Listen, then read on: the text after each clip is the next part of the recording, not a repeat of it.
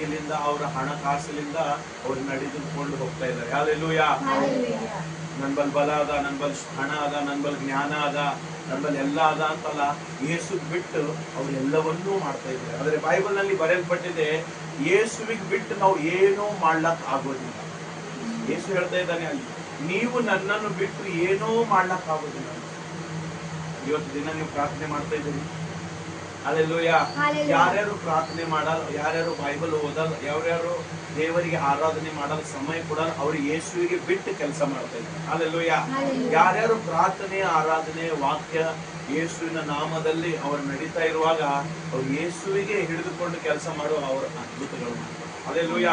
ಅವರ ಜೀವಿತದಲ್ಲಿ ಯೇಸು ಅದ್ಭುತ ಮಾಡುತ್ತಾನೆ, ಅವರ ಕುಟುಂಬದಲ್ಲಿ ಅದ್ಭುತ ಮಾಡುತ್ತಾನೆ, ಅವರ ಕೆಲಸ ಕಾರ್ಯಗಳಲ್ಲಿ ಯೇಸು ಅದ್ಭುತ ಮಾಡುತ್ತಾನೆ, ಅವರ ಮಕ್ಕಳ ಜೀವಿತದಲ್ಲಿ ಯೇಸು ಅದ್ಭುತ ಮಾಡ್ತಾನೆ. ಹಲ್ಲೆಲೂಯಾ. ಅವ್ರು ಎಲ್ಲೆಲ್ಲಿ ಹೋಗ್ತಾರೆ ಯೇಸು ಅದ್ಭುತ ಮಾಡ್ತಾನೆ. ಯಾಕಂದ್ರೆ ಯೇಸು ಹೇಳಿದಾನೆ, ನೀವು ನನ್ನನ್ನು ಬಿಟ್ಟು ಏನೋ ಮಾಡಲಾರರು. ಹಲ್ಲೆಲೂಯಾ. ಪ್ರತಿ ದಿನ ನಾವು ಪ್ರಾರ್ಥನೆ ಮಾಡಬೇಕು. ಹಲ್ಲೆಲೂಯಾ. ಹೇಗೆ ಪ್ರತಿದಿನ ಊಟ ಮಾಡುತ್ತೇವೆ ಹಾಗೆ ನಮ್ಮ ಆತ್ಮಕ್ಕೆ ಪ್ರಾರ್ಥನೆ, ಆರಾಧನೆ, ವಾಕ್ಯಗಳು ಇಂಪಾರ್ಟೆಂಟ್. ಹಲ್ಲೆಲೂಯಾ. ಅದು ಪ್ರಾಮುಖ್ಯ. ಹಲ್ಲೆಲೂಯಾ. ನಾವೇನ್ ಮಾಡ್ತೇವೆ?